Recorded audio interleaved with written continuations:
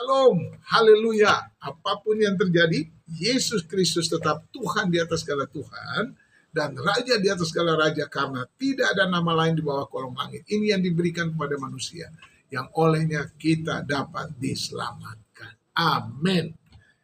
Kita akan terus merenungkan firman Tuhan, karena orang tidak bisa hidup tanpa firman Tuhan. Firman itu adalah roti hidup.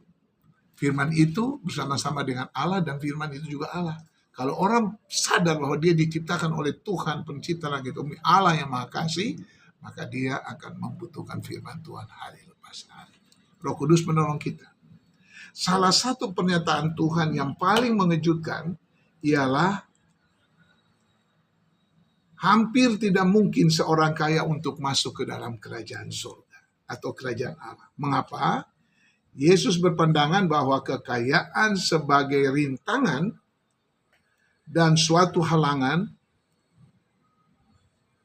keselamatan dan pemuritan, gitu. Jadi orang itu susah untuk mendapat hidup kekal, keselamatan, dan orang itu susah untuk dimuridkan kalau dia masih hidup di dunia ini. Nyaris sulit untuk masuk ke dalam kerajaan Allah. Itu dia.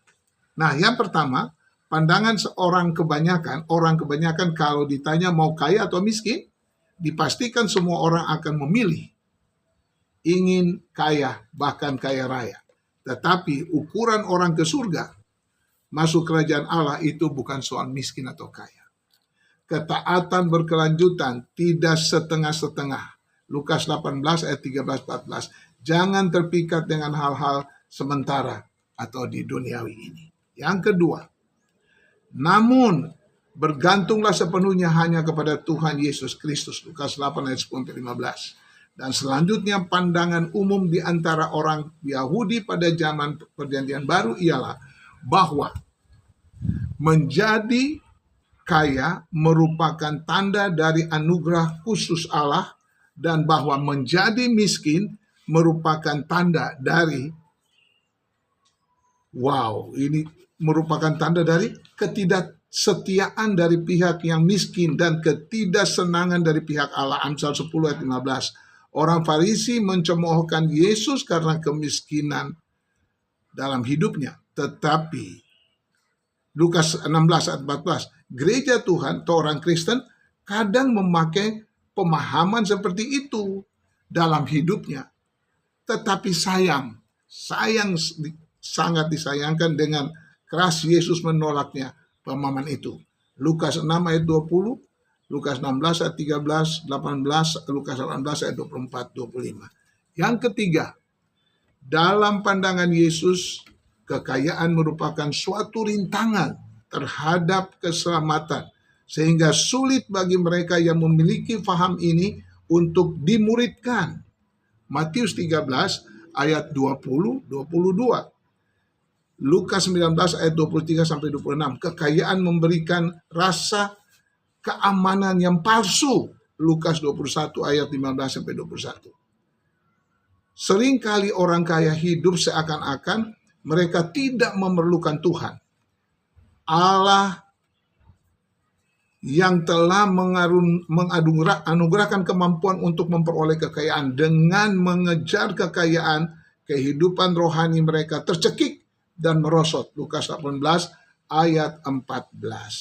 Dan mereka dibawa ke dalam pencobaan dan keinginan yang mencelakakan, yang pada akhirnya, pada gilirannya tidak segan-segan meninggalkan iman yang membinasakan. 1 Timotius 6 ayat 9-10. Yang keempat, mengumpulkan harta secara egois merupakan petunjuk bahwa hidup ini tidak lagi dipandang dari segi kekekalan. Kolose 3 ayat 1-4. Tujuan dan kepuasan orang serakah yang mementingkan diri tidak lagi berpusat pada Tuhan yang menyelamatkan, melainkan pada diri sendiri. Nah, ini dia bahayanya. Harta miliknya mereka, itu yang diandalkan. Ingat tragedi istri Lot, Kejadian 19 ayat 16-20 dan 26. Dalam Perjanjian Baru, Lukas 17 ayat 28, 33, Ibrani 11 ayat 8-10. Berhati-hatilah, waspadalah. Kita harus hati-hati dengan kekayaan. Bukan tidak boleh, Tetapi kita harus betul apa yang kita cari dalam dunia ini. Cari dulu kerajaan Allah dan kebenaran, maka segala sesuatu akan ditambahkan kepadamu. Ini lagu sekolah minggu. Cari apa di dalam dunia?